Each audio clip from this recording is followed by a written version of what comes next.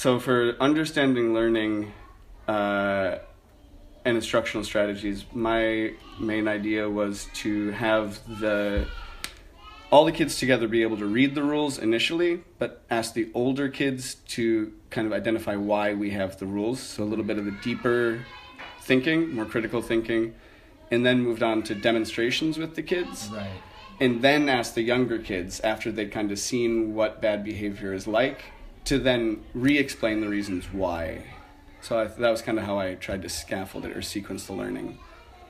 And you also gave them good examples by having the older kids come up with not just examples, but they even came up with real reasons where some of these things would have happened, like where it might have said sit nicely, and then some of the older kids did explain why we should sit nicely, whether it's on the floor or the chairs. They talked about their own experiences.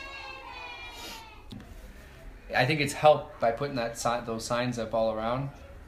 Because, I mean, we've heard this countless of times, but now there's more of like, we can point to it, and the older ones they're quicker to realize, okay, now it's time to pay attention to what we're not doing right at that moment or something. Yeah, and kind of keeping it universal. Yeah. And keeping it all positive. So trying to have none of the rules be like do, don't. Oh yeah, definitely. Yeah, they're more positive. As far as linguistics, most of our kids are basically ESL learners. Right. So trying to go from simple terms into larger terms and using a lot of repeating and modeling of proper sentence structure. Right. Is something I always tried to do. Yeah, and that seemed to work. And because we had already, whenever we were putting up these signs, we were talking about what we can use as universal terms for all these rules, rather than just each of the teachers saying something. You were setting up a plan to make it where let's keep it universal. So whether you're 2 years old, 3 years old, 4 years old, 5 years old, 6 years old, it's the same rule, right. The same words. So I think in the linguistic part, yeah, you were really looking at how to keep it for everyone's needs, like for not just from the oldest, but to the youngest, Missy, as well. I guess for like cognitively, kind of what we said before, for the younger kids, just kind of basically being able to identify the rules being really the main target, but older kids being able to really pick out why we have the rules, like what the consequences of not following the rules are, but then teaching that to the younger kids and, using, some little funny physical skits to reinforce it. I think that hopefully helped the younger kids kind of understand deeper why we have the rules. And also the effects the not following the rules can have on other people. Right. If you're unkind, other people won't like you. If you are running or not being safe, you can hurt other people. Right. And I think that goes into their emotional and physical needs as well, because where we talk about the rules where they can get hurt and stuff, and on the emotional side, because where we trying to bring not harmony, but we're trying to keep everyone friendly, or to keep themselves not separate themselves into social circles, but to keep themselves together. The next part was the readiness for learning. With rules, it's kind of a little bit easier because you either do or do not follow the rules. So for younger kids who maybe don't understand some of the deeper reasons why, they can at least understand don't run. Like walking means don't run. Sitting nicely means do this. Right.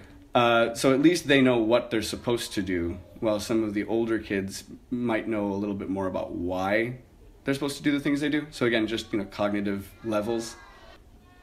And I guess for some of the instructional strategies for that, trying to keep things light, funny, and engaging. Kids always like to laugh at each other doing silly stuff, right? Right. So that's why I kind of tried to pull up kids to model bad behavior so everyone could laugh at it, keeping some of the younger kids more engaged. Right. Canada identifies students' readiness for learning and implements effective, engaging instructional strategies. You did that with the posters again, by putting up the posters. You were preparing them, and you had talked with all the other teachers about how to where we come up with the universal language for all these rules, so that whether the Missy or not understands, they start building from Missy, the younger level, all the way up to the higher levels. Developmentally appropriate instruction. We kind of talked about that already, but trying to just level it from following the rules into understanding the rules. The kids, even the older kids, if they just follow the rules, it's good enough. But taking more time to teach the reasons why we have the rules, why we follow rules, and the consequences of not following rules. Right. I think for this age, it's kind of important. It's when they can kind of think more abstractly to degrees about why we do and don't do things. Yeah, and you did that. You explained that. Rather than just telling the kids, like, always be kind, but we also gave examples about why we should be kind. And I think that was good, because I think, like, just telling the student not to run or you know, for example, classroom voices, but that might make sense to them to a certain degree. But as you said, like, to put it into an abstract thought of, well, what are the reasons for classroom voices? Because there's, you know, and we talked about, well, there's other classes going on, or when we're walking in the hallway, we don't want to disturb other classes. And we talked about that with the kids. And I think that helps them understand better than just to see it as a rule, but as I don't think they saw it more as a rule, but as a way to, like, be friends, not friends with each other, but, you know, like to... Yeah, guidelines for behavior more than, like, rules. Right. And then last was the collaboration with families and others.